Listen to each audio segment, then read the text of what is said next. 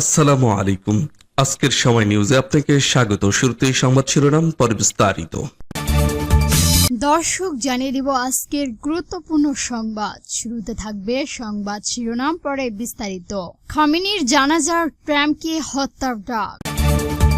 তারপর জানিয়ে দিব ইসরায়েলকে কি সত্যি ছুঁড়ে ফেলতে যাচ্ছে যুক্তরাষ্ট্র। এখন জানিয়ে দিব খামেনির মতো ইরানি নেতাদের হত্যার হুমকি ইসরায়েলের। এবং সর্বশেষ জানিয়ে দিব গৃহযুদ্ধের ঝুঁকি দেখছেন 60% ইসরায়েল। দর্শক, এতক্ষণ শুনছিলেন সংবাদ শিরোনাম, এখন শুনবেন বিস্তারিত।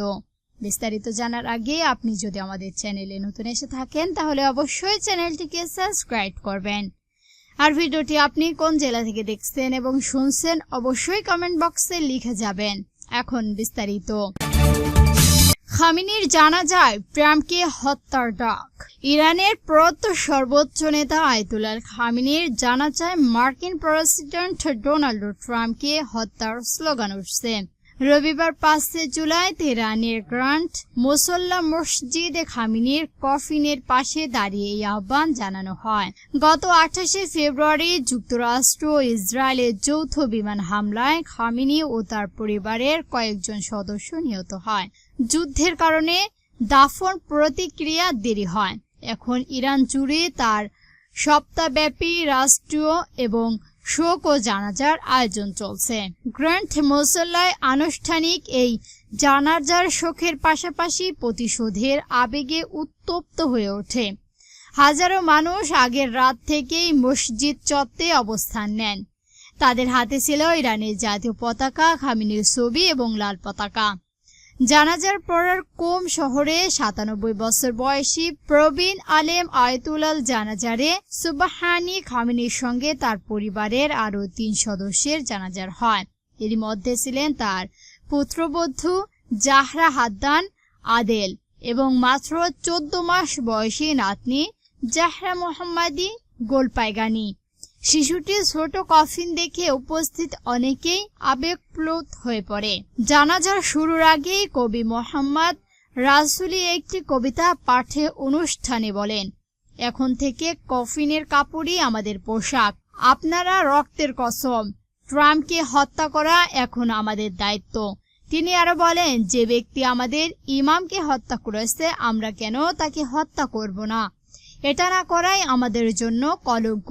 তার বক্তব্যের পর উপস্থিত জনতা তুমুল করতালি দিয়ে সমর্থন জানান। ইসরায়েলকে কি সত্যি ছুঁড়ে ফেলতে যাচ্ছে যুক্তরাষ্ট্র? ইসরায়েল ও যুক্তরাষ্ট্রের সম্পর্ক বর্তমানে বেশ টানাপোড়ার মাধ্যম দিয়ে যাচ্ছে। এমন পরিস্থিতিতে অনেকের ধারণা করছেন যে দুটির মধ্যকার এই বিষয়ের সম্পর্ক কি তবে শেষ হতে চলছে। ইসরায়েলের অনেকের কাছেই এখন এটি অবধারিত হলে মনে হচ্ছে যে মার্কিন প্রেসিডেন্ট ডোনাল্ড ট্রাম্প ইসরায়েলের সঙ্গে ওয়াশিংটনের সম্পর্ক নতুন করে মূল্যায়ন করবেন।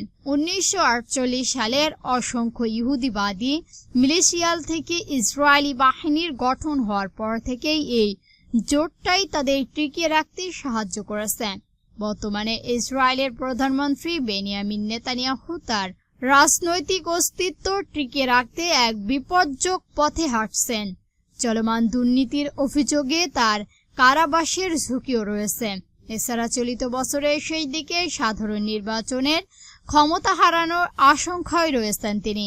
এদিকে লেবাননকে অন্তর্ভুক্ত করে ইরানের সঙ্গে একটি চুক্তিতে পৌঁছানোর বিষয়ে ওয়াশিংটনের তাগিদ, অন্যদিকে যুদ্ধ চালিয়ে যাওয়ার পক্ষে ইসরায়েলি জনগণের আকাঙ্ক্ষা।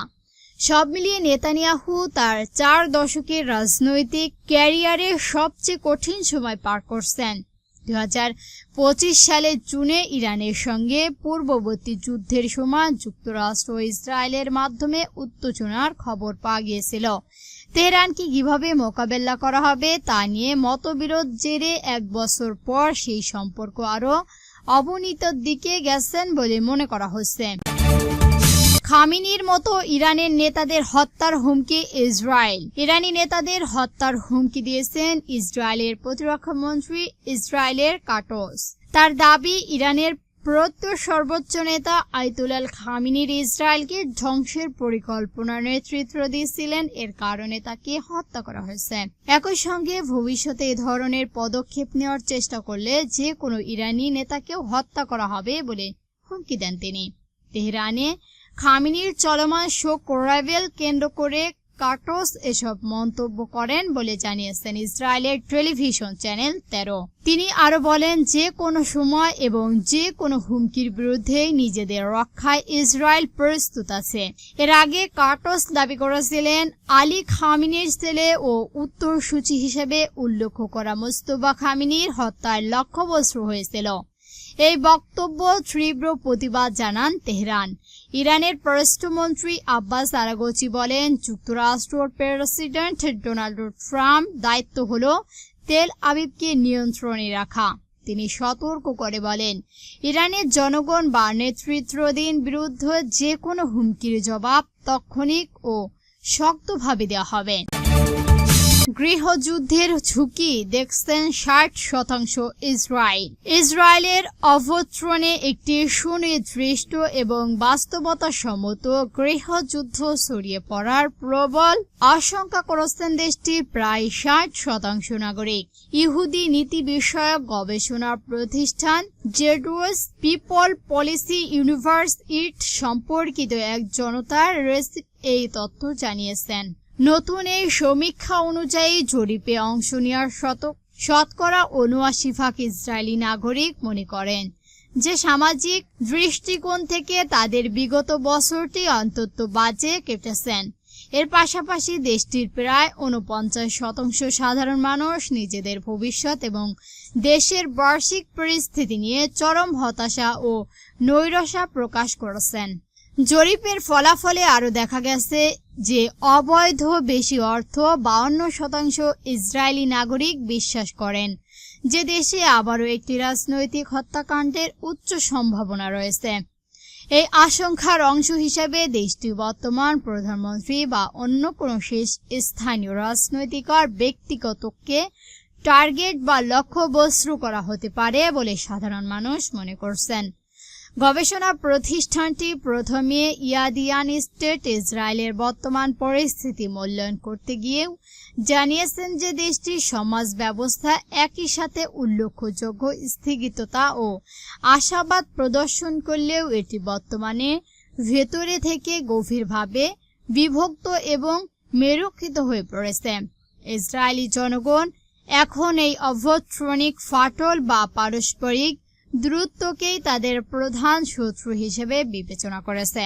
ইয়েদিদিয়াল স্টেট আরও উল্লেখ করেছেন যে দেশের নাগরিকদের মাধ্যমে পারস্পরিক সহিংসতা, একতা এবং হারিয়ে যাওয়ার বিশ্বাস ফিরিয়ে আনার জন্য এই মুহূর্তে জরুরি ভিত্তিতে একটি দীর্ঘমেয়াদী কার্যক্রম কর্মপরিকল্পনা গ্রহণ করা প্রয়োজন। দর্শক, আজকে সংবাদ ছিল পর্যন্তই।